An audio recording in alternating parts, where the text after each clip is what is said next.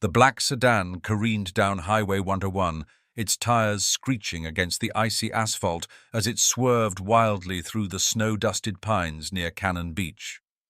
Inside his battered Dodge pickup, Clarence Whitaker gripped the wheel, his knuckles white, heart pounding as the oncoming headlights blinded him. The wind howled off the Pacific, a feral scream that rattled the truck's windows, carrying rare snowflakes that stung like needles. At 67, his reflexes weren't what they used to be, and the sedan's reckless speed sent a jolt of dread through him.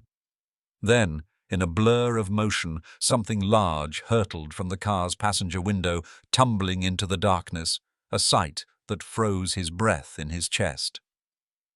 Hope you enjoyed this story. Leave a like and share your thoughts in the comments. We'd love to hear where you're watching from. Now, let's continue with the story. The night was a living thing, cold and restless, wrapping the Oregon coast in a shroud of shadow and frost.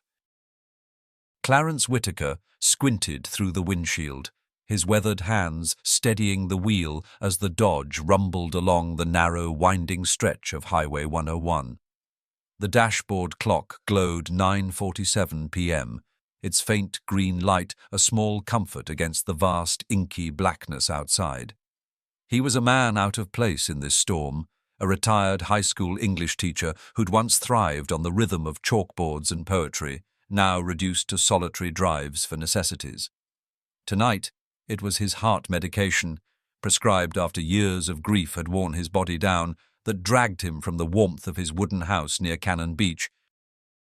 5 years had passed since Evelyn's heart attack stole her away, leaving Clarence alone in the home they'd inherited from his parents. The house, perched on a bluff overlooking the sea, had once echoed with her laughter, her gentle humming as she tended the garden. Now, it was a mausoleum of memories, its creaking floors and salt-stained windows a testament to his isolation.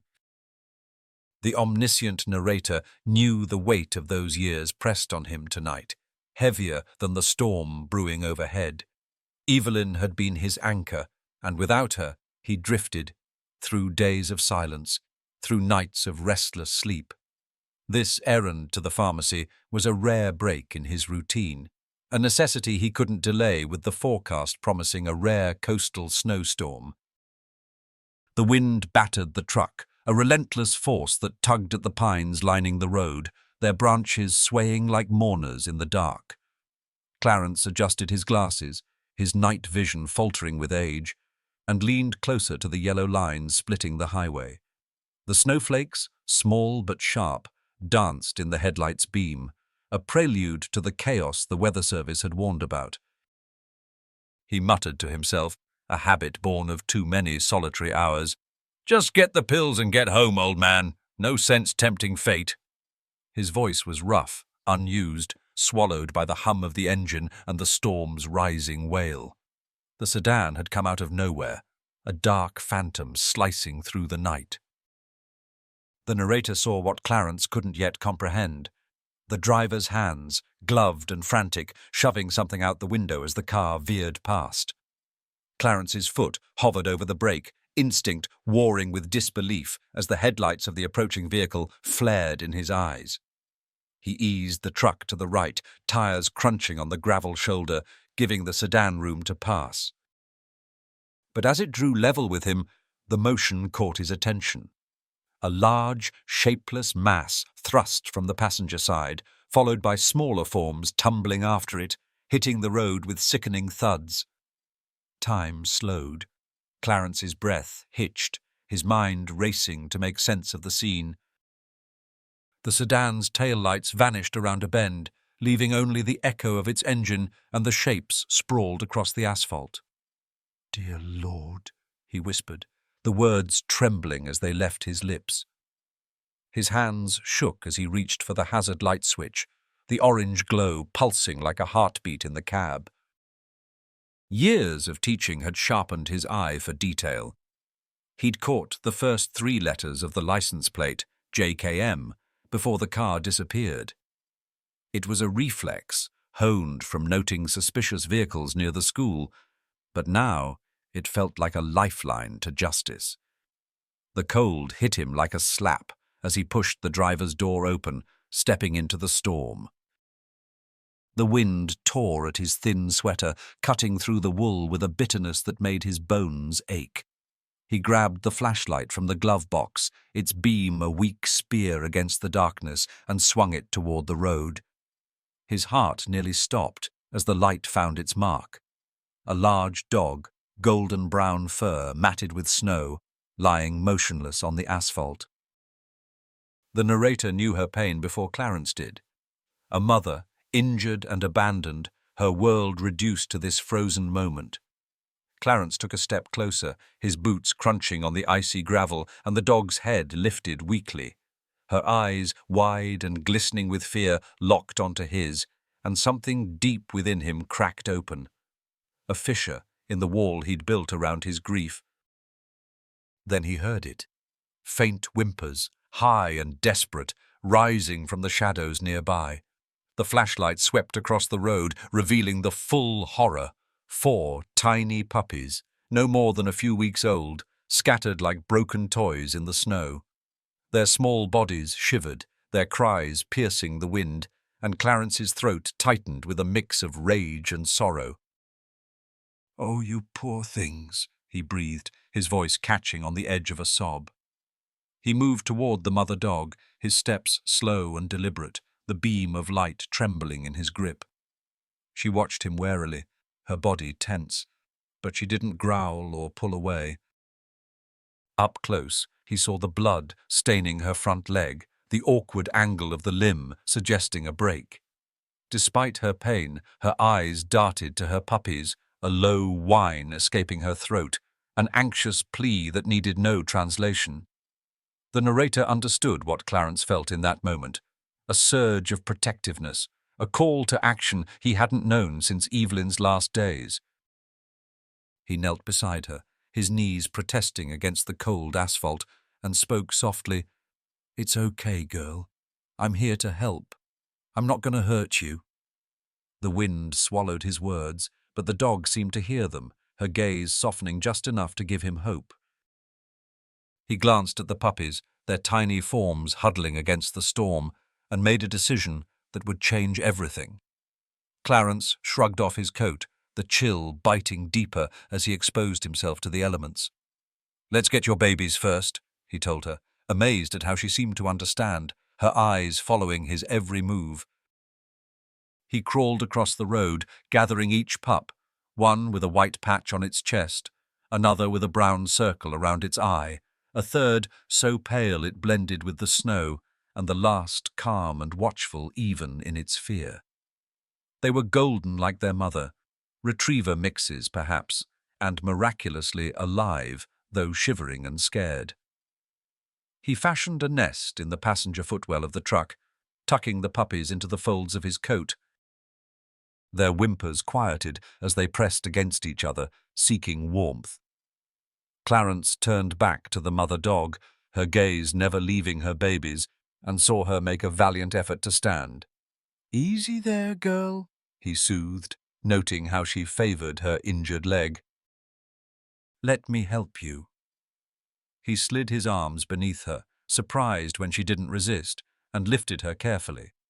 She was heavy, at least 70 pounds, but adrenaline lent him strength he hadn't felt in years. Getting her into the cab was a struggle. His back ached, his breath came in sharp gasps, but he managed, settling her on the passenger seat where she could see her pups below. Clarence shut the door and hurried around to the driver's side, the wind shoving him as if testing his resolve. He climbed in, cranking the heat to full blast, and glanced at the dog beside him. Her eyes met his again, and this time there was something new in them, not just fear and pain, but a glimmer of trust. "Let's get you all somewhere safe," he said, pulling back onto the road. The snow fell harder now, a white curtain closing around them, and Clarence's mind raced. The nearest emergency vet was in Seaside, 40 minutes away, a long drive in this weather, but he had no choice. The pharmacy would have to wait. As the truck rolled forward, The puppy's soft whines and the mother's steady breathing filled the silence, a fragile promise of what might come next. The snow thickened as Clarence Whitaker guided his Dodge pickup back onto Highway 101, the mother dog's heavy breathing a steady rhythm beside him. The beam of his headlights carved a tunnel through the swirling white, illuminating the pines that loomed like sentinels along the Oregon coast. In the passenger footwell, the 4 puppies huddled in the nest of his coat, their tiny whimpers softening as the truck's heater roared to life. Clarence's hands gripped the wheel, still trembling from the shock of what he'd witnessed, a golden-brown retriever mix and her pups flung from a speeding sedan into the icy night. The narrator knew his mind churned with questions, but for now, survival trumped everything else. He glanced at the dog on the seat, her fur matted with snow and blood, her front leg bent at an unnatural angle. Her eyes, wide and glistening, darted between him and her babies below, a mother's instinct shining through her pain. "Hang on, girl," Clarence said, his voice low and soothing, a tone he'd once used to calm restless students. "We're gonna get you fixed up." She didn't move, but her gaze softened, as if she understood his intent.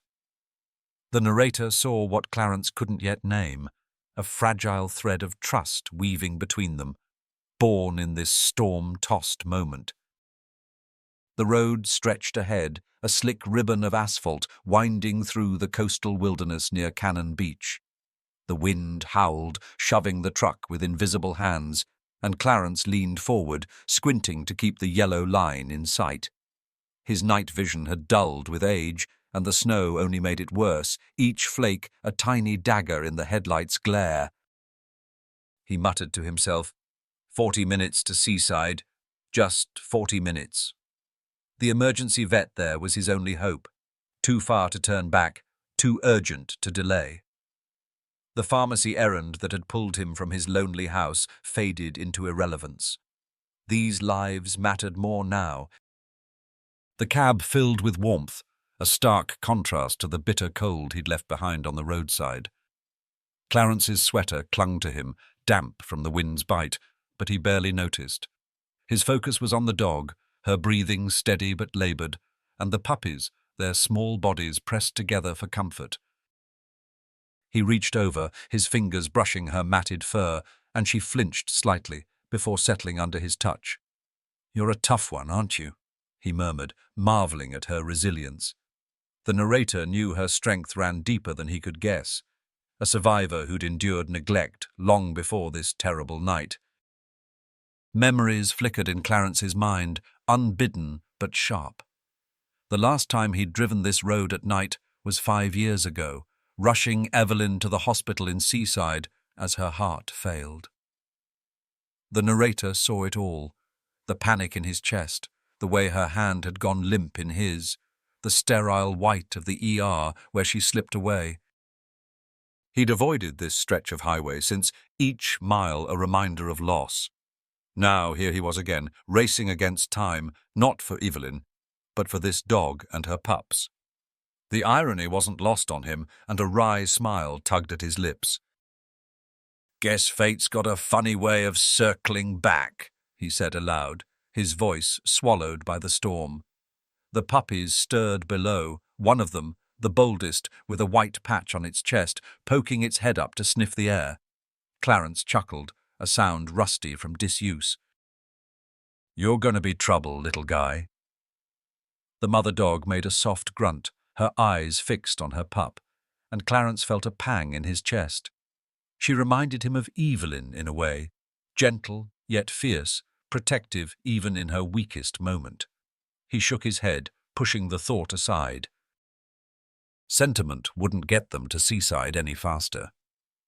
The snow fell harder, a white curtain closing around the truck, and Clarence's grip tightened.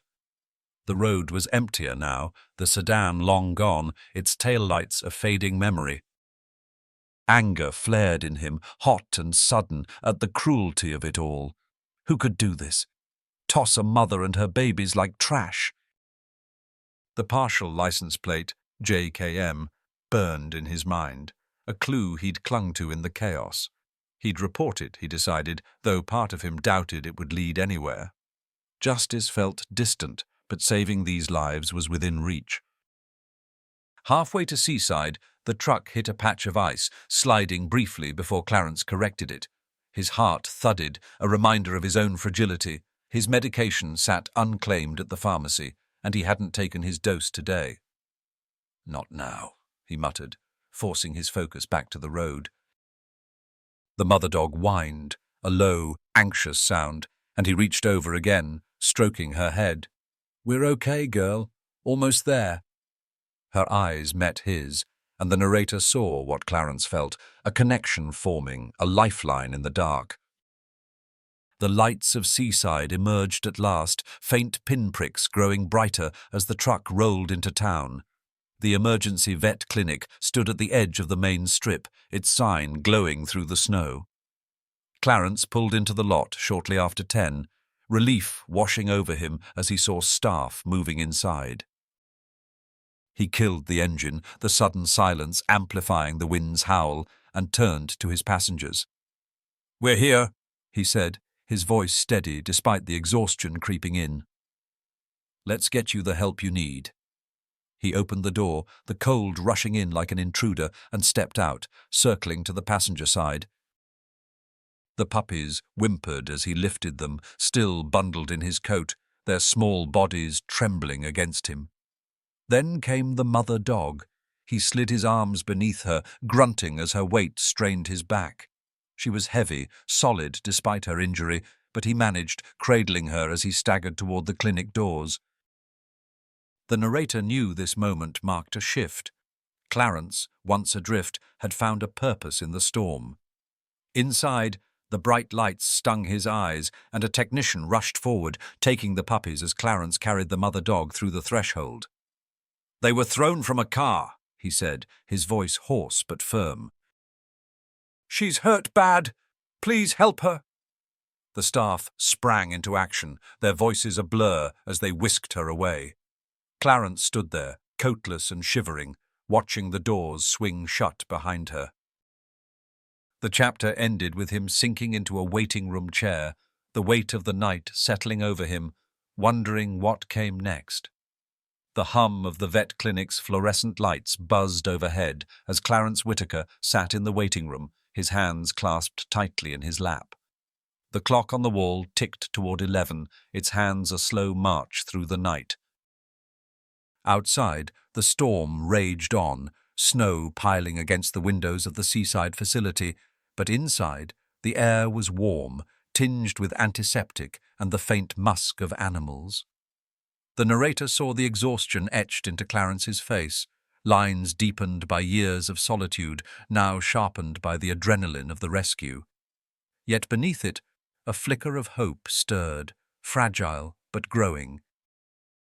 Dr. Ellen Carter, a middle-aged veterinarian with steady hands and kind eyes, emerged from the back, her scrubs wrinkled from a long shift. She'd taken the mother dog and her pups straight into an exam room, leaving Clarence to wait. Now she approached him, clipboard in hand. "You're the one who brought them in?" she asked, her voice soft but direct. Clarence nodded, his throat dry. "Found 'em on 101, thrown from a car. She's got a bad leg. The pups, they're scared, but I think they're okay." Ellen's expression darkened, a shadow of anger crossing her face. "People can be monsters," she muttered, then met his gaze. "We're doing everything we can."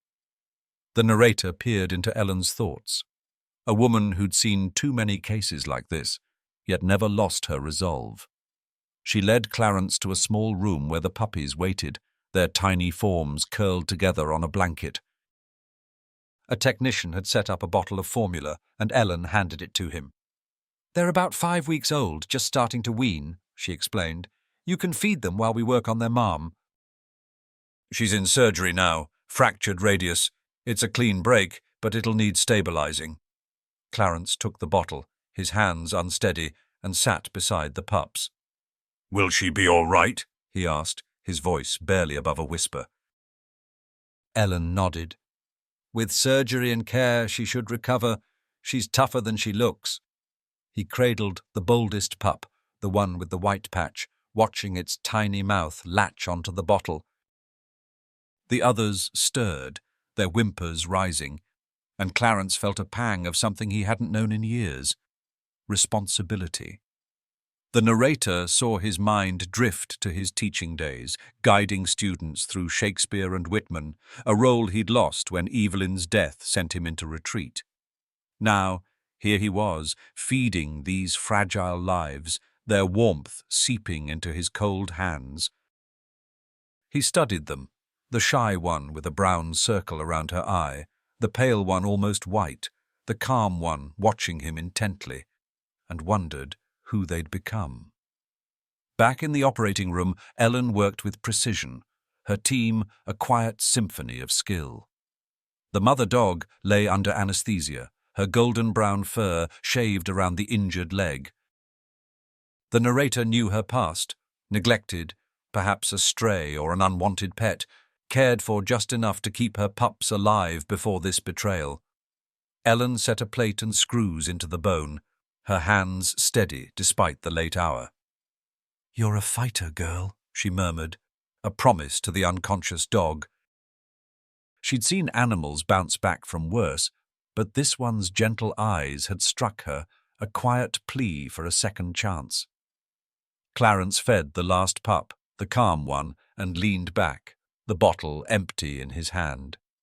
The room was quiet, save for the puppy's soft breathing, a sound that soothed the ache in his chest.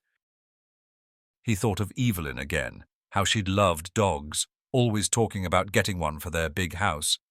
"Too much space for just us," she'd said, her smile bright in his memory. The narrator saw the guilt that lingered in him. They'd waited too long, and then she was gone. Now these pups filled a void he hadn't dared acknowledge, their presence a whisper of what might have been. Ellen returned, wiping her hands on a towel. "Surgery's done," she said, a tired smile breaking through. "She came through beautifully. We'll keep her overnight, but she's stable. The pups are fine, just dehydrated and shaken." "You did good getting them here." Clarence exhaled, relief flooding him. "Can I see her?" he asked, and Ellen nodded, leading him to the recovery area. The mother dog lay in a cage, her leg bandaged and splinted, her eyes fluttering open as they approached. She lifted her head weakly, and when she saw Clarence, her tail thumped once against the padding. "Hey, beautiful girl," he said softly, crouching to her level. He reached through the bars, stroking her head, and she leaned into his touch, a gesture that tightened his throat. "Your babies are safe. All of them." The narrator saw the bond solidify. Clarence, a man who'd lost his way, and this dog, a survivor like him, finding each other in the storm. Ellen watched, her own heart lifting. "She needs a name for the records," she said. Clarence thought for a moment, then smiled faintly. "Ruby?" "Her name's Ruby." The clock struck midnight, and Ellen offered to take the puppies home for Clarence, but he shook his head. "I'll stay. They need to be near her, and she needs to know they're close." He settled back into the waiting room, the puppies in a crate beside him, their soft snores a lullaby. The storm outside raged on, but inside, a quiet peace settled over them all. The chapter ended with Clarence gazing at Ruby through the recovery room window, a question lingering in his mind. What would tomorrow bring for this unexpected family? The waiting room of the Seaside Emergency Vet Clinic buzzed with a quiet hum, the storm outside muffled by thick walls and the steady tick of the clock above Clarence Whitaker's head. It was past midnight, the hands inching toward 1 a.m., and exhaustion weighed on him like a heavy coat. The fluorescent lights cast a sterile glow over the linoleum floor, reflecting off the crate where Ruby's 4 puppies slept, their tiny bodies tangled in a blanket. Clarence sat slumped in a plastic chair, his sweater still damp from the snow, his hands resting on his knees. The narrator saw the turmoil in his mind, relief that Ruby had survived surgery, mingled with a gnawing uncertainty about what came next. Dr. Ellen Carter emerged from the recovery area, her scrubs rumpled and her dark hair pulled back in a messy bun. She carried a clipboard, her steps brisk, but her eyes warm as she approached Clarence. "You're still here," she said, a note of surprise in her voice. He straightened, rubbing his neck. "Couldn't leave 'em," he replied, glancing at the puppies. "How's she doing?" Ellen's tired face softened into a smile. "Ruby's a champ." "The surgery went perfectly. Plate and screws are in, fractures stabilized. She's waking up now. Want to see her?" Clarence nodded, a flicker of eagerness breaking through his fatigue. The narrator followed them into the recovery room, where Ruby lay in a padded cage, her golden-brown fur stark against the white bandages wrapping her front leg. Her eyes, still hazy from anesthesia, blinked open as Clarence crouched beside her. "Hey, Ruby girl," he murmured, his voice a gentle rumble. He reached through the bars, his fingers brushing her head, and she leaned into his touch, her tail giving a weak thump. The connection was palpable, a lifeline forged in the chaos of that snowy night on Highway 101. Ellen watched, her own heart lifting at the sight. "She trusts you already," she said. "That's rare after what she's been through." Back in the small exam room, Ellen handed Clarence a bottle of formula. "The pups need feeding every few hours," she explained. "They're dehydrated and scared, but no serious injuries." "About 5 weeks old. Someone must have cared for them before this." Her voice trailed off, a shadow crossing her face as she thought of the sedan's driver. Clarence took the bottle, settling onto a stool beside the crate. He lifted the boldest pup, the one he'd later name Ranger, with the white patch on his chest, and guided the nipple to its mouth. The puppy latched on eagerly, its tiny paws kneading the air, and Clarence felt a warmth spread through him, unfamiliar yet welcome. The narrator delved into his thoughts. A man who'd once shaped young minds, now cradling a life smaller than a textbook.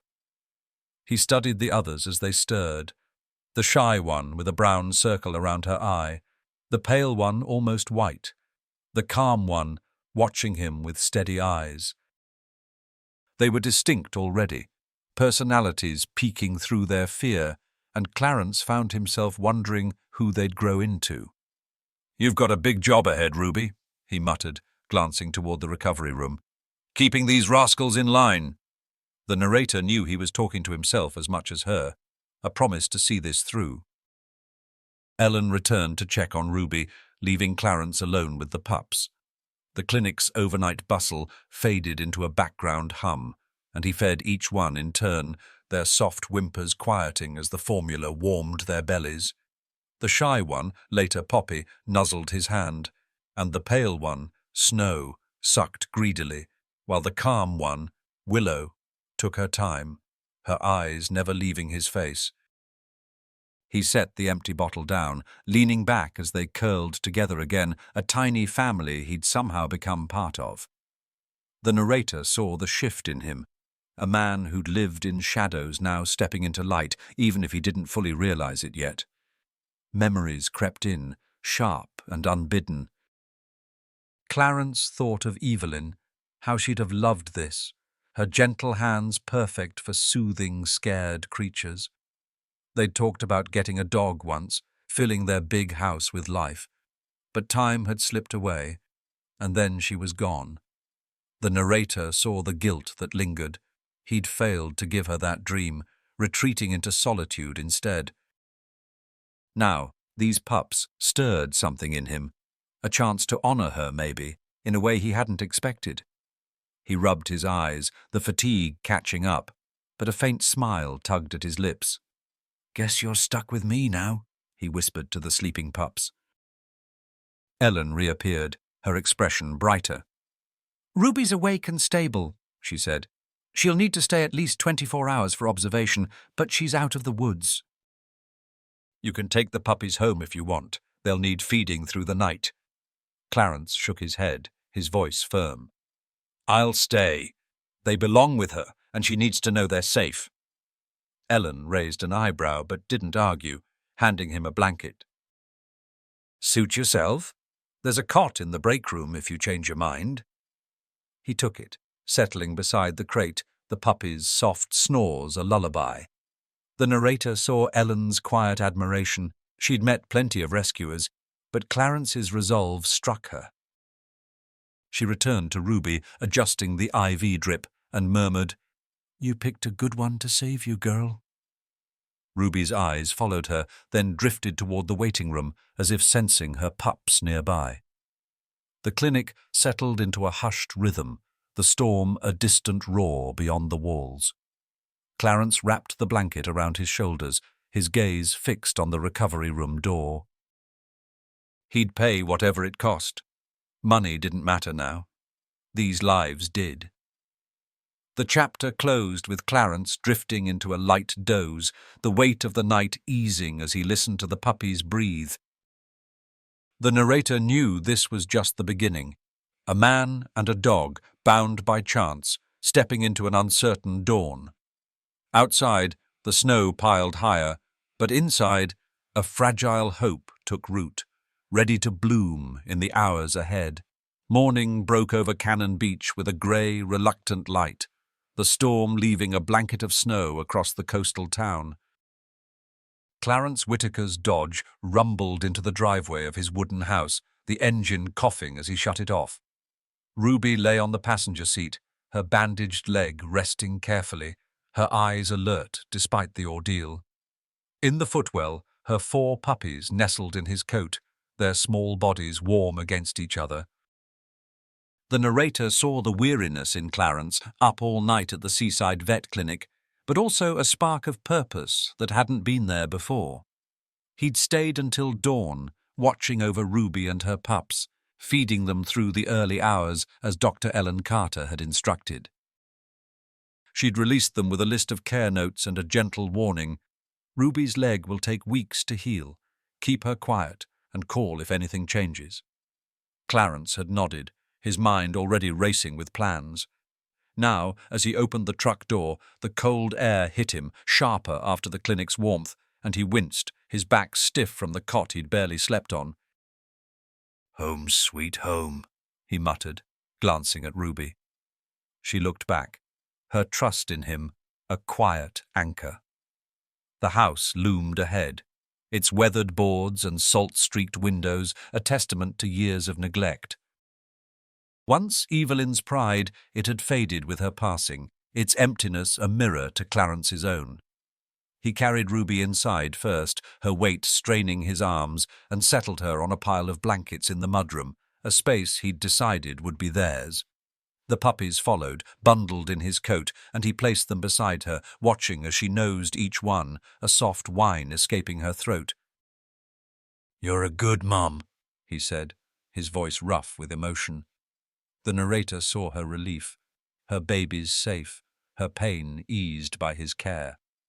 The phone rang, shattering the quiet, and Clarence shuffled to the kitchen to answer.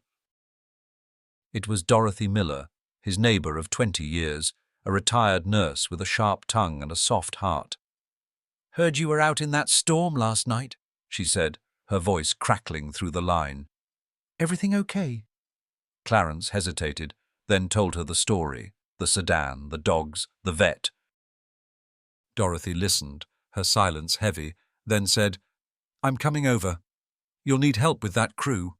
Before he could protest, she hung up, and the narrator knew she'd already grabbed her coat, her own loneliness driving her as much as kindness. Dorothy arrived 20 minutes later, her grey hair tucked under a knit cap, her arms full of supplies, blankets, an old dog bed, a bag of puppy food she'd kept from her cat rescuing days. She stepped into the mudroom, her eyes widening at the sight of Ruby and her pups. "Lord Almighty, Clarence," she breathed, setting her load down. "You weren't kidding." Ruby lifted her head, wary but calm, and Dorothy knelt beside her, her hands gentle as she checked the bandages. Poor girl. You've been through it, haven't you? Clarence watched, grateful for her steady presence. The narrator peered into Dorothy's past, a woman who'd nursed soldiers and neighbors alike, her own life quiet since her husband's death a decade ago. She'd rescued a stray cat once, a scruffy tabby named Mitten, who still slept on her porch. "Reminds me of Mitten," she said, smiling faintly. "Found him half dead in a ditch. Took him in, and he's been my shadow ever since." Clarence nodded, understanding more than he said. "These ones needed someone too," he replied, his gaze settling on the puppies as they squirmed against Ruby. Together they turned the mudroom into a makeshift den, Dorothy arranging the dog bed, Clarence rigging a barrier with old crates to keep the pups contained. Ruby watched, her eyes following their every move, and the puppies began to explore, their tiny paws pattering on the floor. The bold one, Ranger, nipped at Dorothy's shoelaces, earning a chuckle. "This one's got spirit," she said, and Clarence grinned, a rare lightness in his chest. "Yeah, he's trouble already," he agreed, feeding them formula as Dorothy held Poppy, the shy one, close. Word spread fast in Cannon Beach, a town where gossip travelled like the wind. By noon, Henry, a former student now working as the postman, knocked on the door, his arms full of chew toys and a bag of kibble. "Heard about your adventure, Mr. Whitaker," he said, his grin wide. "Figured you could use these." Clarence took the gifts, touched by the gesture. Henry lingered, his eyes on Ruby. "Saw a black sedan hanging around last week, near the old pier. Looked shady." "Could be nothing, but—" He trailed off, and Clarence's jaw tightened, the partial plate, JKM, flashing in his mind. "Thanks, Henry," he said, filing the detail away. The narrator saw Henry's quiet admiration. A kid who'd once struggled through Macbeth under Clarence's patient guidance, now a man eager to repay a debt. Dorothy brewed coffee, and the three sat in the kitchen, the mudroom's soft sounds drifting through the house, Ruby's breathing, the puppy's playful yips. "You're doing a good thing, Clarence," Dorothy said, her voice firm. "This place has been too quiet, too long." He looked at her, then out the window at the snow-covered bluff, and felt the truth of it. The house wasn't empty anymore. The chapter closed with Clarence sitting by Ruby that afternoon, the puppies napping beside her. Dorothy had left, promising to check in, and Henry's words echoed in his head. A mystery lingering beneath the kindness. Ruby nudged his hand, her eyes steady, and he scratched behind her ears. "We're in this together now, girl," he said, his voice soft but sure. The narrator knew this was a turning point. A man stepping out of grief, a home waking from silence, and a story just beginning to unfold. The late February afternoon draped Cannon Beach in a muted grey, the snow from the storm melting into puddles along the bluff near Clarence Whitaker's wooden house. Inside, the mudroom hummed with quiet life. Ruby rested on her pile of blankets, her bandaged leg stretched carefully, while her 4 puppies tumbled over each other in their makeshift pen. Clarence sat nearby, a mug of coffee cooling in his hands, watching the boldest pup, Ranger, with his white chest patch, gnaw at a chew toy Henry had brought. The narrator saw the shift in Clarence, a man who'd once measured days by silence, now counting them by the soft patter of paws and Ruby's steady breathing. 3 days had passed since that snowy night on Highway 101, and Ruby's recovery was slow but sure. Dr. Ellen Carter had called that morning, pleased with the progress. Ruby's incision was clean, her spirit intact. "Keep her off that leg," Ellen had warned, "and bring her in next week for a checkup." Clarence had nodded into the phone, his gaze on Ruby, who watched him with those gentle, trusting eyes. The puppies, too, were thriving, their bellies rounding out from regular feedings, their fear giving way to curiosity. The shy one, Poppy, nuzzled his hand when he fed her, and the calm one, Willow, seemed to study him, as if memorizing his every move. A knock at the door broke his reverie, sharp and official. Clarence set the mug down and shuffled to the porch, opening it to find two uniformed officers from the Cannon Beach Police. The taller one, a broad-shouldered man with a greying moustache, tipped his hat. "Mr. Whitaker." "I'm Officer Daniels. This is Officer Lee. Heard you had some trouble out on 101 the other night." Clarence's stomach tightened, the memory of the black sedan flashing back, its reckless swerve, the shapes tumbling onto the road. "Yeah," he said, stepping aside. "Come in." The officers settled in the kitchen, their boots leaving faint wet marks on the floor. Clarence recounted the story: the sedan, the partial plate, JKM, the dog's rescue. Daniels scribbled in a notebook, his brow furrowed. "We've had reports of animal abandonments up and down the coast," he said. "Dogs, cats, even a couple rabbits last month." "Could be related. That plate's a start, but without the full number." He trailed off, and Officer Lee, a younger woman with sharp eyes, added, "We'll run it through the system. If it matches anything, we'll let you know." Clarence nodded, his jaw tight. "Whoever did this, they don't deserve to breathe free air," he said, his voice low but fierce. The narrator saw the anger simmering in him, a fire stoked by Ruby's pain and the puppy's vulnerability. Daniels glanced toward the mudroom where Ranger yipped at a sibling. "You did right by them," he said. "Not everyone would have stopped." The officers left with a promise to follow up, but Clarence felt the weight of their doubt. Justice was a long shot, and he knew it. He returned to Ruby, kneeling beside her. "We'll figure it out, girl," he murmured, stroking her head. She leaned into him, her trust a balm to his frustration. Later that day, Henry stopped by again, his mailbag slung over one shoulder. The former student had become a regular, drawn by a mix of curiosity and respect. "Thought about what I said?" he asked, leaning against the kitchen counter. "That sedan near the pier." Clarence frowned, the detail nagging at him. "Yeah. You sure it was black?" Henry nodded. "Saw it twice last week, parked by the old barn off Spruce Street. Looked out of place, you know." The narrator saw Henry's eagerness, a young man eager to help, his old teacher still a figure of authority in his eyes. Clarence filed the information away, a seed of curiosity sprouting. "Thanks, Henry," he said, handing him a coffee. "Keep an eye out, huh?" Henry grinned. "Will do, Mr. Whitaker." He stayed a while, playing with the puppies, and Clarence watched, amused as Ranger tugged at Henry's laces. "You're good with them," he said, and Henry shrugged. "Always wanted a dog. Maybe when I get my own place."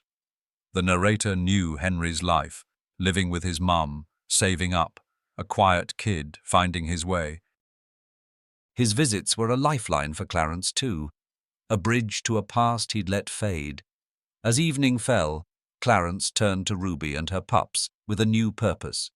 He'd started teaching them simple commands: sit, stay, using bits of kibble Dorothy had brought. Ranger bounded forward, eager but distracted, while Poppy hesitated, her brown-ringed eye darting nervously. Snow, the pale one, sat obediently, and Willow watched, only moving when she was sure. Ruby observed from her blanket, her head tilted, a soft grunt signaling her approval. "You're the real boss here," Clarence told her, chuckling. The narrator saw the joy in it. A classroom again, small and furry, but his all the same. The day ended with Clarence sitting by the mudroom window, the ocean a dark expanse beyond the glass. Henry's words about the barn lingered, a whisper of a mystery he couldn't shake. Ruby nudged his hand, her warmth grounding him, and he scratched behind her ears. "Someone's out there who did this to you," he said softly. "I don't know if we'll catch 'em, but I'll be damned if I don't try." The chapter closed with him staring into the night, the puppies asleep at Ruby's side. a resolve hardening in his chest, a promise to protect and maybe to fight. March crept into Cannon Beach with a tentative warmth, the snow giving way to damp earth and the first hints of spring along the coast. Clarence Whitaker's backyard, fenced and cluttered with old garden tools, became a playground for Ruby's puppies, their gangly legs carrying them across the grass. Ruby watched from the porch, her bandaged leg still tender, but her limp easing with each day. Clarence leaned against the railing, a thermos of coffee in hand, marveling at how quickly they'd grown. The narrator saw the change in him, a man who'd once drifted through life, now tethered to this small, vibrant family. 2 weeks had passed since the police visit, and Ruby's recovery was steady. Dr. Ellen Carter had checked her the previous day, pleased with the healing bone. "She's a trooper," Ellen had said, adjusting the splint. "Keep up the exercises, gentle walks, no jumping." Clarence had nodded, his days now structured around Ruby's needs and the puppy's chaos. He'd named them fully now: Ranger, the bold leader; Poppy, the shy sweetheart; Snow, the quiet ghost; Willow, the wise observer. And each name felt right, a fit for their budding personalities. This morning he'd let them loose in the yard, their first real taste of freedom. Ranger bolted after a leaf, tumbling over himself, while Poppy hesitated at the porch steps, her brown-ringed eye wide. Snow padded silently, sniffing the air, and Willow sat by Ruby, mirroring her mother's calm. Clarence tossed a tennis ball, an old relic from Evelyn's gardening days, and laughed as Ranger chased it, his tail a blur. "You're gonna wear me out, kid," he called, his voice lighter than it had been in years. The narrator saw Evelyn's shadow in his joy. She'd loved the outdoors, and this was her yard coming alive again. Dorothy arrived mid-morning, her arms full of a dog-training book she'd dug out of her attic. "Found this," she said, handing it to Clarence. "Evelyn borrowed it once. Thought you might use it now." The cover was faded, "Basic Dog Training," in bold letters, and Clarence's throat tightened. He remembered that day, Evelyn flipping through it, dreaming of a pup to call their own. "Thanks, Dorothy," he said, his fingers tracing the spine. "She'd have loved these troublemakers." Dorothy smiled, her eyes soft. "She'd have loved you doing this too." The narrator knew Dorothy's truth. A widow herself, she saw Clarence's grief as a mirror to her own. But this, Ruby, the pups, was pulling him back. She sat with him on the porch, watching the puppies play. "You're good with them," she said. "Like teaching all over again." Clarence nodded, flipping through the book. "Guess so. They're quick learners. Well, most of them." Ranger chose that moment to barrel into Poppy, sending her squeaking to Ruby's side, and Dorothy laughed, a sound that warmed the air. He'd started training them in earnest: sit, stay, come, using treats and patience honed from years in the classroom. Ranger obeyed when he felt like it. Poppy needed coaxing. Snow was precise, and Willow mastered each command with quiet grace. Ruby supervised, her grunts and nudges guiding them when Clarence faltered. "You're the real pro here," he told her, scratching her ears. She leaned into him, her trust a steady pulse, and the narrator saw their bond deepen, a partnership born of that snowy night. The community's support grew, too. Henry dropped by with more toys, his grin wide as he wrestled with Ranger. A neighbor left a bag of blankets on the porch, and the hardware store sent over wood scraps for a better pen. Clarence felt the shift, his house, once a hermit's retreat, now a hub of quiet kindness. He sat with Dorothy that afternoon, the puppies napping in the sun, and she said, "You're smiling again, Clarence, really smiling." He paused, catching Ranger as the pup lunged for his shoe, and realized she was right. "They make it hard not to," he said, his voice soft but sure. Memories of Evelyn surfaced, gentler now. The narrator saw her in his mind's eye, kneeling in this yard, planting daisies, her laughter carried by the sea breeze. They'd wanted this, a home full of life, a dog to share it with. "Too much space for just us," she'd said, and he'd promised they'd fill it someday. That promise had died with her. But now... Clarence looked at Ruby, her golden fur catching the light, and felt a bittersweet peace.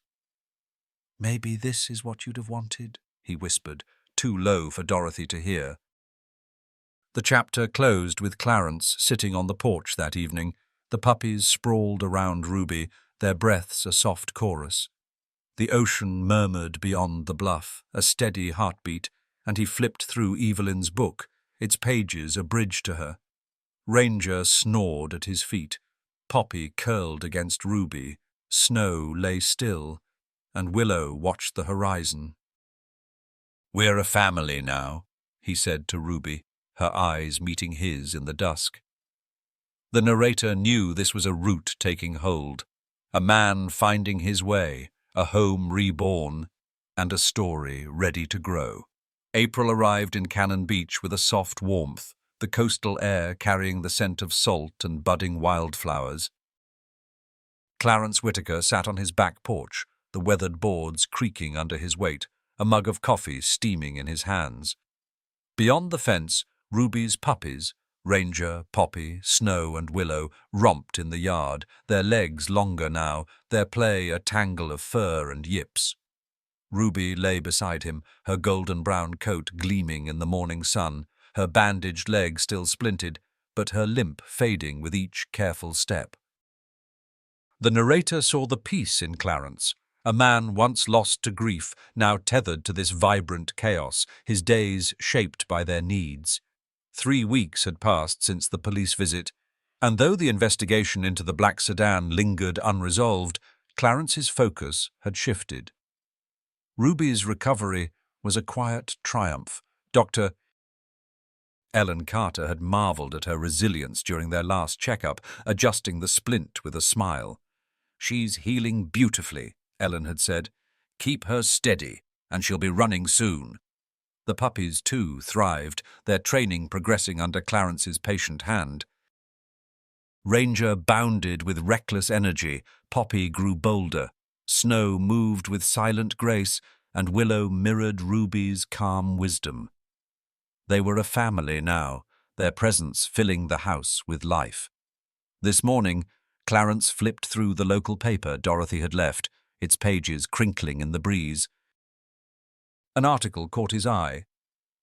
Cannon Beach Shelter struggles with overcrowding. The shelter, a small operation run by Beatrice Torres, was bursting. Too many strays, too few homes. "We need volunteers," Beatrice was quoted, "and space. These animals deserve a chance." Clarence stared at the words, his coffee cooling as a thought took root. The narrator saw it spark in him, a memory of that snowy night on Highway 101, Ruby's pained eyes, the puppies' desperate cries. He'd saved them, but how many others hadn't been so lucky? He glanced at the old shed in the backyard, its sagging roof and peeling paint a relic of his parents' time. 5 acres stretched around his house, plenty of room, if he could make it work. "What do you think, Ruby?" he asked, scratching behind her ears. She tilted her head, her gaze steady, and gave a soft grunt, as if she understood, as if she approved. The idea grew, solid and real, a small rescue facility, a place for dogs like Ruby, a second chance born from that terrible act. The name came to him unbidden. Second chances. And it felt right, a promise he could keep. Dorothy arrived an hour later, her knit cap swapped for a sun hat, her arms full of seedlings for her spring garden. Clarence met her at the porch steps, the paper still in hand. "Got an idea," he said, his voice tentative but firm. "That shed out back, I'm thinking of turning it into a rescue." For dogs like Ruby. The shelter's overflowing and—" He trailed off, waiting for her reaction. Dorothy's eyes widened, then softened. "Clarence Whitaker, that's the best damn thing I've heard in years," she said, setting the seedlings down. "You'll need help, though. Count me in." The narrator saw Dorothy's excitement. A woman who'd patched up lives, now eager to mend more, her own solitude eased by this shared purpose. They walked to the shed, Ruby limping behind, the puppies trailing in a clumsy parade. The structure was rough, rotted boards, a leaky roof, but Clarence saw potential. "Needs a new roof, some walls patched," he muttered, kicking at a loose plank. "Gates for pens, maybe a run out back." Dorothy nodded, already planning. "Bill at the hardware store owes me a favour. Bet I can get us materials cheap. And Henry'll pitch in. He's handy with a hammer." By noon, the plan was in motion. Dorothy called Henry, who arrived with a toolbox and a grin. "A dog rescue, Mr. Whitaker. You're full of surprises," he said, tossing a ball to Ranger. Clarence smiled, a rare full one. "Guess I am." They spent the afternoon measuring, sketching, clearing debris from the shed. Ruby supervised from the grass, her pups darting around her, and Clarence felt a surge of energy he hadn't known since his teaching days. The narrator saw Evelyn in his mind's eye, her hands in the dirt, her voice urging him on, and knew she'd have loved this. Beatrice Torres arrived that evening, her shelter van crunching over the gravel drive. A wiry woman with grey-streaked hair, she stepped out, her eyes sharp but kind. Dorothy had tipped her off, and she'd come to see for herself. "Heard you're starting something here," she said, shaking Clarence's hand. "That true?" He nodded, leading her to the shed. "Not much yet, but I want to help. Take in the tough cases, ones like Ruby." He gestured to the dog, who lifted her head at her name. Beatrice knelt beside her, running a hand over her fur. "She's a beauty. You saved her life, you know." The narrator saw Beatrice's weariness. A woman stretched thin by years of rescue work, her hope battered but unbroken. "We're drowning at the shelter," she admitted. "If you can take even a few, it'd mean the world. The scared ones, the ones nobody wants, they need someone like you." Clarence swallowed, the weight of her words settling in. "I'll do what I can," he said, his voice steady. Beatrice smiled, a rare crack in her tough exterior. "Then we've got a deal. I'll send you your first one when you're ready." The chapter closed with Clarence standing in the yard as dusk fell, the shed's silhouette dark against the orange sky. Ruby leaned against his leg, the puppies sprawled around her, and Dorothy and Henry's laughter echoed from the porch. The ocean whispered beyond the bluff, a steady rhythm, and Clarence felt the house shed its ghosts. Second Chances was real now, a dream taking shape, a legacy for Ruby, for Evelyn, for him. The narrator knew this was a beginning, a man stepping fully into purpose, a community rallying, and a mystery still lurking, waiting to resurface. The first warm days of April stretched over Cannon Beach, the coastal sun casting long shadows across Clarence Whitaker's backyard.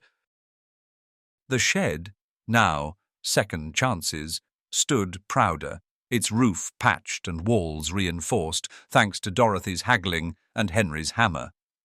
Inside, Clarence adjusted a row of makeshift pens, his hands steady with purpose. Ruby sat in the doorway, her splint lighter now, her golden-brown fur catching the light as she watched him work.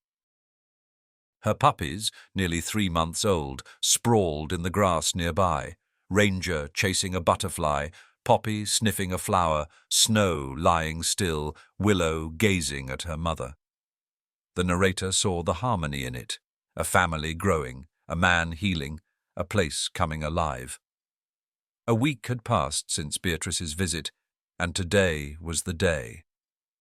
Second Chances would welcome its first rescue. Clarence had spent the mornings training Ruby's pups, their commands sharper now, their trust in him absolute. Ranger sat on command, sometimes. Poppy came when called, Snow stayed like a statue, and Willow mastered every trick with a quiet grace that mirrored Ruby's. Clarence had taken to calling Ruby Professor, chuckling as she grunted at her brood, her gentle nudges guiding them when his patience waned. "You're the brains here, girl," he'd say, and she'd tilt her head as if agreeing. The crunch of tires on gravel announced Beatrice's arrival, her shelter van pulling up with a puff of dust. She stepped out, her face lined with fatigue, and opened the back door. "Meet Shadow," she said, coaxing a shepherd mix from a crate. The dog was thin, his black and tan coat matted, his eyes darting with fear. Clarence knelt, keeping his distance, and Ruby limped forward, her tail wagging slowly. Shadow flinched, but Ruby sat nearby, her presence calm, and after a moment he relaxed, his nose twitching toward her. "She's got a gift," Beatrice said, watching. "He's been terrified of everything since we found him, abandoned out by the cliffs." The narrator saw Shadow's past, chained in a yard, starved, beaten, then dumped when he grew too weak to bark. Clarence felt a familiar anger rise, but Ruby's steady gaze softened it. "Hey, buddy," he said, his voice low and soothing, a tone honed from years of calming nervous students. Shadow edged closer, lured by Ruby's quiet confidence, and Clarence offered a treat, which the dog took hesitantly. "That's it," he murmured, and Ruby gave a soft grunt, as if approving. Beatrice smiled. "You two are a team already." They settled Shadow into a pen, Ruby lying nearby as he sniffed his new space. Clarence watched, amazed at her instinct. She knew when to approach, when to wait, her presence a balm to Shadow's fear. The puppies joined in, their energy a contrast to her calm. Ranger bounded over, nudging Shadow's paw, and the shepherd flinched but didn't retreat. Poppy hung back, her shyness a mirror to his, while Snow sat silently, observing. Willow approached last, lying beside Ruby, her steady gaze locking with Shadow's until he settled, his trembling easing. The narrator saw Clarence's realization. Ruby wasn't just healing. She was teaching, guiding Shadow as she'd guided her pups. "You're something else, Professor," he said, scratching her ears. She leaned into him, her trust a steady pulse, and he felt a swell of pride, not just for her, but for her brood. Ranger's play drew Shadow out. Poppy's sweetness softened him, Snow's calm steadied him, and Willow's wisdom anchored him. They were a team, each with a role, and Clarence marveled at how they'd inherited Ruby's gift. Beatrice stayed an hour sipping coffee on the porch as Clarence recounted Ruby's story, the sedan, the rescue, the night that changed everything. "You've got a knack for this," she said.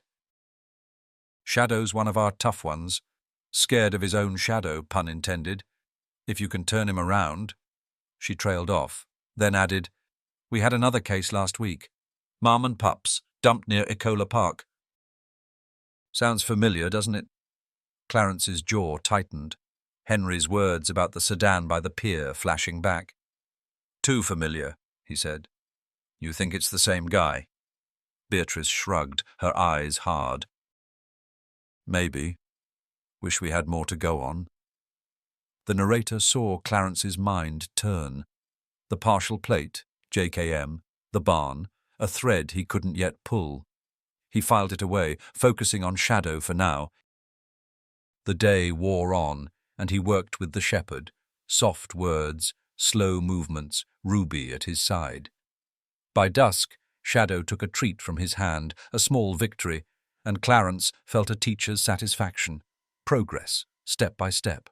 Ruby nudged Shadow, her tail wagging, and he lay beside her, a tentative trust forming. The chapter closed with Clarence sitting in the shed that night, the dogs settled in their pens, Ruby at his feet. The ocean murmured beyond the bluff, a steady heartbeat, and he thought of Beatrice's words. Another dumping, another family like Ruby's. "We'll get you through this, Shadow," he said, his voice firm. "And maybe we'll find who's doing it too."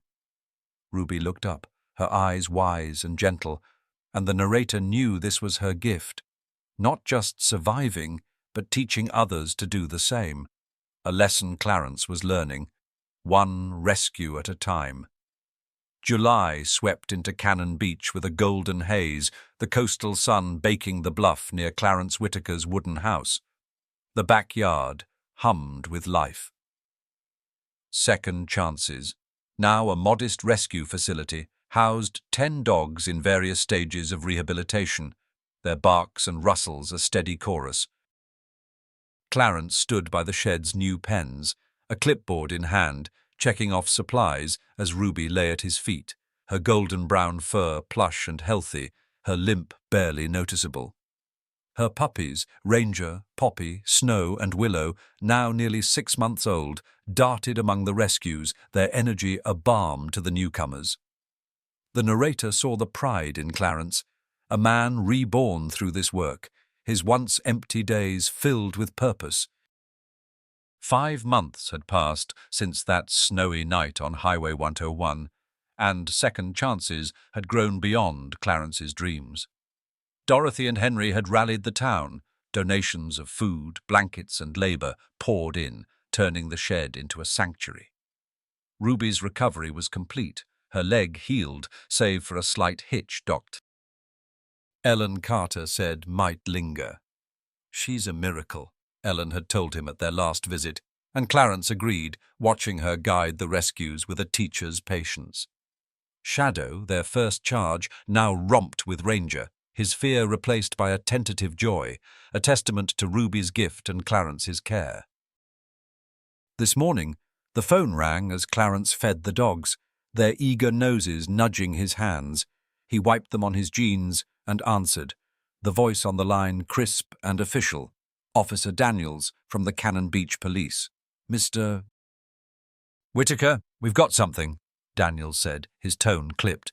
"Ran that partial plate you gave us, JKM, matched it to a guy we picked up last night, tied to multiple abandonment cases." "Thought you'd want to know." Clarence's heart thudded, the memory of the black sedan flashing back, its reckless swerve, Ruby's broken body on the road. "You sure it's him?" he asked, gripping the receiver. Daniels confirmed it. A local man, mid-40s, with a history of petty crimes and a barn full of empty crates off Spruce Street. "Your tip was the key," he said. "Caught him dumping a litter near Tillamook. He's in custody now, facing charges, animal cruelty among 'em." Clarence exhaled, relief and rage warring in his chest. "Good," he said, his voice hard. "Keep me posted." He hung up, the news settling over him like a wave, and turned to Ruby, who tilted her head, sensing his shift. "They got him, girl," he told her, kneeling to stroke her fur. "The bastard who did this to you." The narrator saw the weight lift.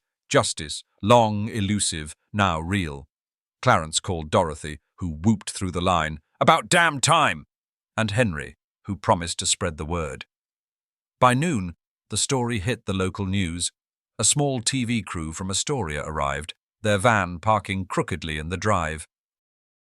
A young reporter, her hair pinned against the wind, approached Clarence with a microphone. "Mr. Whitaker, you're the man who saved those dogs and helped catch a criminal. Care to tell us about it?" Clarence hesitated, unease curling in his gut. He'd never liked the spotlight, but Ruby nudged his leg, her presence steadying him. He told the story, haltingly at first. The sedan, the rescue. Second Chances. The camera lingered on Ruby, her pups weaving through the yard, and Shadow, who pressed against Clarence's side. "It's not about me," he said, his voice firming. "It's about them, the dogs who get thrown away. We need better laws, more support for shelters. No animal should go through this." The reporter nodded, impressed, and the crew left with promises of airtime. Clarence watched them go, his hands in his pockets, feeling exposed but resolute. The narrator saw Evelyn in his stance, her quiet strength, her belief in doing right, and knew she'd be proud. The publicity surged. Donations tripled, phone calls flooded in, and Beatrice Torres arrived that afternoon, her shelter van brimming with supplies. "You're a hero now, Clarence," she said, unloading crates. "This'll help us more than you know." He shrugged, uncomfortable with the label, but accepted her gratitude. She stayed to check on Shadow, marveling at his transformation. "You and Ruby, you're magic," she said, and Clarence smiled, a rare, full one. "She's the magic. I just follow her lead." By evening, the yard buzzed with volunteers, Henry tossing a ball to Ranger, Dorothy sorting food bags, neighbors dropping off toys. Clarence sat on the porch, Ruby beside him, watching the chaos with a quiet satisfaction. The narrator saw his reflection. A man who'd once taught poetry, now teaching survival, his grief reshaped into action. He thought of the sedan's driver, now behind bars, and felt a grim peace, justice for Ruby, for Shadow, for all the ones he couldn't save that night. "We did it, girl," he murmured, scratching her ears. She leaned into him, her eyes bright, and the chapter closed with the sun dipping below the bluff, casting golden light over second chances, a beacon of hope born from darkness. August settled over Cannon Beach with a gentle heat, the ocean breeze softening the summer sun as it bathed Clarence Whitaker's bluff-top home. Second Chances thrived, its pens now home to 12 dogs, each a story of resilience. Shadow, fully healed, leading the pack, Ruby's pups weaving through with youthful grace. Clarence stood in the yard, a hose in hand, spraying water for the dogs to chase, their barks mingling with the waves below. Ruby sat nearby, her golden-brown fur ruffled by the wind, her slight limp a badge of survival. The narrator saw the fullness in Clarence, a man who'd rebuilt his life, brick by brick, through these creatures. 6 months had passed since Ruby's rescue, and Second Chances was a cornerstone of the town. The news story had faded, but its impact lingered. Donations kept the rescue afloat. Volunteers like Dorothy and Henry became family. Ruby's puppies, Ranger, Poppy, Snow and Willow, were nearly grown, their roles clear. Ranger's energy sparked play, Poppy's sweetness soothed, Snow's calm steadied, Willow's wisdom guided. Clarence trained them daily, their commands sharp, their trust in him absolute. Ruby remained the heart, her gentle presence a lesson in endurance, and Clarence felt her strength mirrored in his own. This afternoon, Dr. Ellen Carter's car rolled into the drive, her familiar figure stepping out with a passenger, a small, elderly woman with silver hair and a shy smile. Clarence set the hose down, wiping his hands as Ellen approached. "Got someone for you to meet," she said, her eyes bright. "This is Agnes Lee. She's been looking for a way to stay busy since her husband passed. Thought Second Chances might be a fit." Agnes extended a hand, her voice soft. "I taught elementary school 40 years. Ellen said you could use help with the dogs." The narrator saw Agnes's grief. A widow of 6 months, her days empty since her husband's heart failed, her classroom long gone. Clarence shook her hand, his grip firm but kind. "We can always use help," he said, gesturing to the yard. "Come meet the crew." Ruby limped forward, her tail wagging gently, and Agnes's face lit up, her hand reaching out. Ruby sniffed it, then nudged her palm, and within moments guided her to a porch chair, settling beside her like an old friend. "Well, I'll be," Agnes said, stroking Ruby's head. "She's hired me already." Clarence chuckled, a sound that warmed the air, and Ellen grinned. "Told you they'd hit it off," she said, joining them on the porch. Agnes watched the puppies, Ranger splashing in the water, Poppy curling near her feet, and smiled. a spark returning to her eyes. "Reminds me of my kids at school," she said.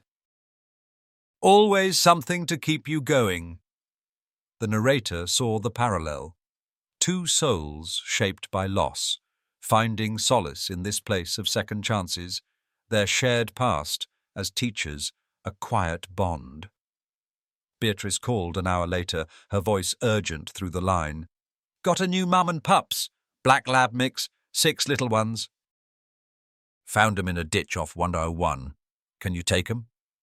Clarence glanced at Ruby, then Agnes, and nodded into the phone. "Bring 'em over." By dusk, Beatrice arrived, the lab mix trembling in a crate, her pups a squirming mass of black fur. Clarence and Agnes settled them into a pen, Ruby watching from the doorway. The lab, later named Luna, flinched at every sound, but Ruby approached, her tail low and slow, and sat nearby, offering silent comfort. Luna relaxed, her nose touching Ruby's, and the puppies quieted, sensing safety.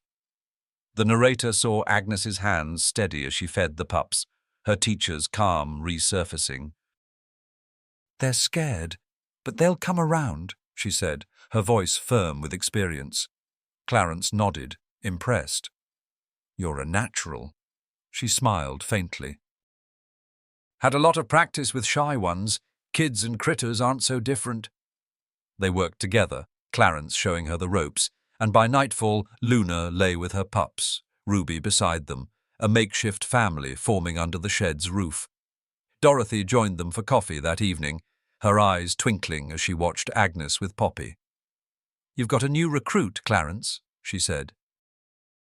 "Looks like she's staying." Agnes nodded, her hands wrapped around a mug. "Feels good to be needed again," she admitted, and Clarence felt a kinship, two old teachers, pulled from solitude by Ruby's quiet magic. The narrator saw the healing ripple. Second chances. Wasn't just for dogs, but for people like Agnes, like him, finding purpose in the broken places. The chapter closed with Clarence sitting on the porch as the stars emerged, Ruby at his side, Agnes inside with Dorothy, their laughter drifting out. The new pups slept in their pen, Luna's breathing steady beside Ruby's, and the yard glowed with a soft peace. "You're building something big here, girl," he murmured to Ruby, her eyes meeting his in the dark. The narrator knew this was a widening circle. A man, a dog, a community, all woven together by a night of cruelty, turned to grace, ready for the final chapter of their tale.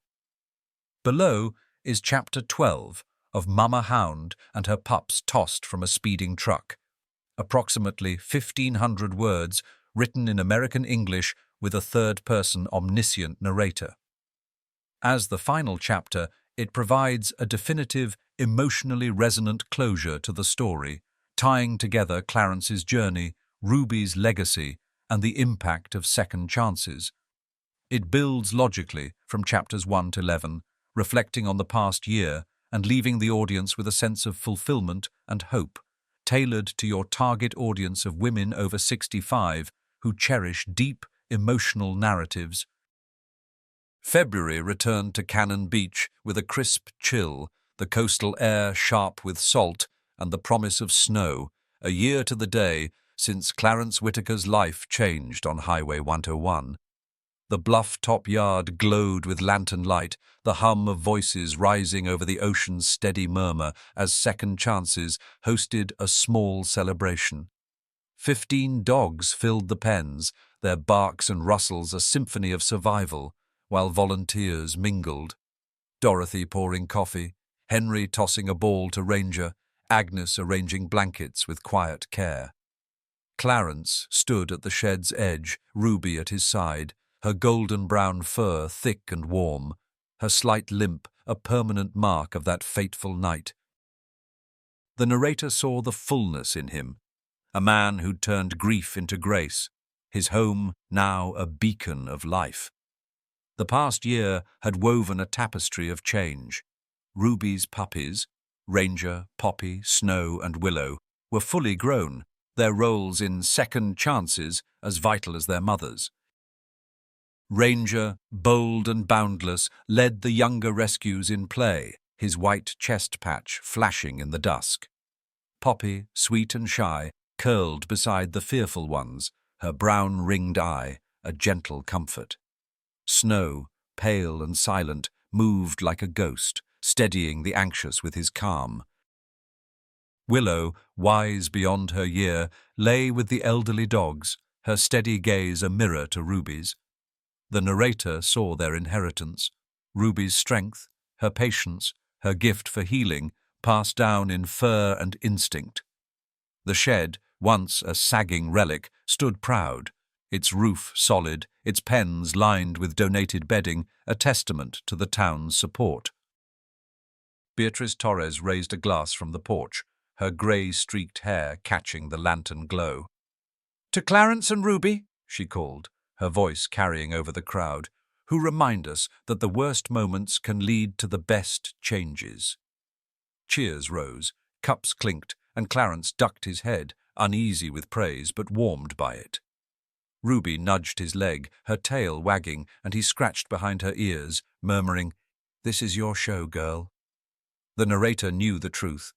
It was theirs together, a partnership born in snow and sealed in love. A year ago, Clarence had been a shadow, 67, widowed, adrift in a house too big for one. Evelyn's death had hollowed him, her heart attack stealing their dreams of a full home. That night on 101, he'd stopped for Ruby and her pups, driven by instinct more than hope, and found salvation in their survival. Now, Second Chances was home to dozens. Shadow, Luna and her pups, countless others pulled from ditches and barns, each a story of resilience.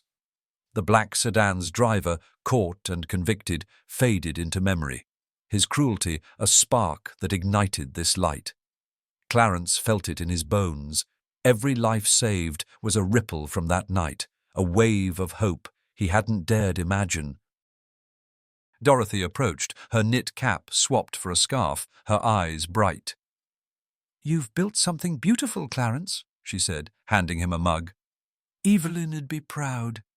He nodded, the mention of his wife softer now, less a wound than a warmth. "She'd have loved Ruby," he said, his voice low. "Always said this place needed more than us." Dorothy smiled, glancing at Agnes, who laughed as Poppy licked her hand. "And Agnes fits right in. You're collecting strays, human ones too." The narrator saw the bond. Dorothy, a widow herself, had found purpose here. Her nursing days echoed in this care. Agnes joined them, her silver hair glinting, her shy smile wider now. 8 months at Second Chances had steadied her.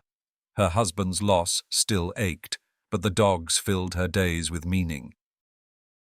"Never thought I'd trade kids for puppies," she said, settling beside Ruby. "But they teach you just the same." Clarence chuckled, a sound that came easier now. "They do. Ruby's the real professor, rest of us just follow." Agnes stroked Ruby's head, and the dog leaned into her, a silent agreement sealing their kinship. The narrator saw their shared healing, 2 teachers pulled from solitude by pause and trust. The celebration wound down, volunteers drifting home with promises to return. Clarence lingered in the yard, the lanterns flickering as the sky darkened. Ruby's pups gathered, Ranger sprawling with a chew toy, Poppy curling near Agnes, Snow watching the stars, Willow pressed against her mother. Luna and her pups slept in their pen, Shadow beside them, his once trembling frame now solid. Clarence thought of Beatrice's toast, the worst moments leading to the best, and felt its weight. That snowy night, a cruel act had set this in motion, transforming not just him, but a community. He walked inside, Ruby at his heels, and paused at the bedside table where Evelyn's photo sat. A younger her, smiling in the garden, her hands dirty with soil. The puppies followed, their usual spots claimed. Ranger by the window, Poppy at the bed's foot, Snow near the door, Willow close to Ruby. Clarence sat, the mattress creaking, and picked up the frame. "You'd love them all," he said softly, his voice thick. "Especially Ruby. She's got your heart, always looking out for others." Ruby rested her head on his knee, her eyes wise and gentle, and the narrator saw the truth. In saving her, he'd saved himself. The house settled into silence, the ocean's murmur a lullaby beyond the walls. Clarence thought of the year, of the sedan's tail lights fading, Ruby's pained eyes meeting his, the first whimper of her pups in his coat. He thought of justice served, of Shadow's trust, of Luna's pups thriving, of Agnes's laughter. Second chances had grown beyond him, hundreds saved, a legacy for Ruby, a home reborn. The narrator saw the ripples, every adoption, every volunteer, every healed heart a thread from that night, woven into something vast and beautiful. He lay back, Ruby curling beside him, her warmth a steady pulse. The puppy's breaths filled the room, Ranger's snores, Poppy's soft sighs, Snow's quiet stillness, Willow's gentle rhythm. Clarence closed his eyes, the photo in his mind, Evelyn's smile, Ruby's gaze, and felt a peace he hadn't known since her loss. "Sometimes the most inexplicable thing," he whispered to Ruby, "is how much good can come from the bad." She looked up, her tail thumping once, and he drifted to sleep, surrounded by the family he'd never expected, the house alive with the jingle of collars and the patter of paws. In the years to come, second chances would endure, hundreds more dogs, each with a tale of hardship and hope, passing through its pens. Clarence would grow older, his steps slower, but Ruby and her pups would remain, their legacy carried by Agnes, Dorothy, Henry, and the town. The narrator knew this was the end of one story, but the beginning of many. A man who'd found his way, a dog who'd taught him how, a community bound by love. That snowy night on 101, a single act of kindness had sparked it all, proving that even in cruelty's wake, hope could ripple far beyond understanding. The chapter and the story closed with the stars shining over Cannon Beach, the shed a soft glow in the dark, Ruby's breathing a steady heartbeat beside Clarence. The ocean rolled on, endless and sure, and in that quiet, second chances stood as a testament, not just to the dogs saved, but to the lives healed, Clarence's, Agnes's, and countless others, by the inexplicable power of love to transform, to mend, and to endure. I hope you enjoyed this story. Subscribe to my channel so you don't miss touching stories. Leave a like and then comment below what you thought of the emotional stories. See you in the next video.